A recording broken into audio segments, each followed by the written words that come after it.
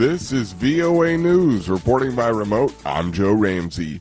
Tensions between Israel and Gaza militants are in their second day Saturday. Gaza's health ministry said on Saturday 24 people had been killed so far in the coastal strip, including 6 children and 2 women. AP correspondent Julie Walker reports. Israeli airstrikes flattened homes in Gaza and rocket barrages into southern Israel persisted, raising fears of an escalation in a conflict. The fighting began with Israel's killing of a senior commander of the Palestinian Islamic Jihad militant group in a wave of strikes Friday that Israel said were meant to prevent an imminent attack. So far, Hamas appeared to stay on the sidelines of the conflict. Whether it continues to stay out of the fight likely depends in part on how much punishment Israel inflicts in Gaza. I'm Julie Walker. Taiwan says China's military drills appear to simulate an attack on the self-ruled island after Chinese warships and aircraft crossed the median line of the Taiwan Strait following U.S. House Speaker Nancy Pelosi's visit to Taipei. The country's Ministry of National Defense said Saturday its armed forces issued an alert, dispatched air and naval patrols around the island, and activated land-based missile systems in response to the situation. Taiwan's army also detected 4 unmanned aerial vehicles flying in the vicinity of an offshore county close to mainland China and responded with warning flares. Pelosi's trip to Taipei infuriated Beijing, which cut defense and climate talks with the U.S. Taiwan also reported massive cyber attacks on its official websites. This is VOA News.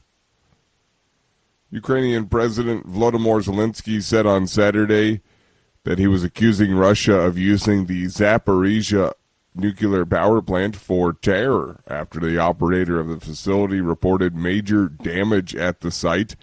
The operator of the Zaporizhzhia nuclear power plant in the south of the country said Saturday that parts of the facility had been seriously damaged by military strikes and one of its reactors was forced to shut down. As hostilities raged on in the east and south of Ukraine, pro-Moscow authorities in the Russian-occupied Kherson region reported another assassination attempt on a senior official, and the head of Amnesty International's Ukraine office announced she had resigned from the organization over the group's publication of a controversial report that accused the country's military of endangering civilians. Cuban authorities say a fire set off by a lightning strike at an oil storage facility is raging uncontrolled in the city of Matanzas, where 4 explosions and flames injured nearly 80 people and left 17 firefighters missing.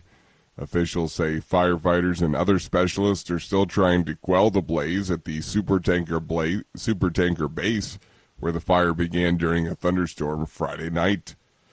Billionaire Elon Musk says his Twitter takeover could move ahead with additional spam information.